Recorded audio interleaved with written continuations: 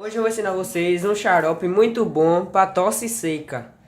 Você vai usar aqui nessa xícara já tem um limão. Aí você vai pegar 2 colheres de sobremesa de sal,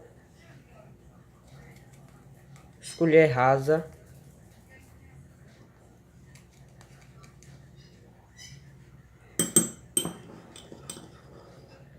uma colher de canela em pó,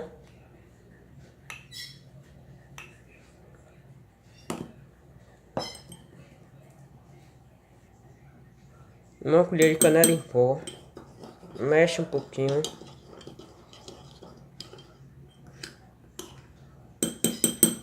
Vai ficar com essa cara de achocolatado, mas vai ficar bom. E 2 colheres de chá de mel.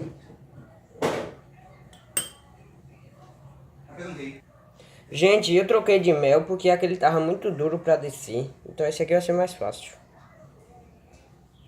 2 colheres.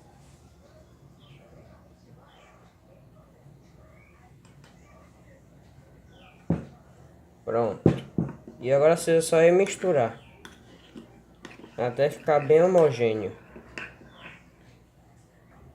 Gente, aí seu xarope vai ficar assim, ó, pronto para tomar. Aí você toma 2 colheres a cada 4 horas.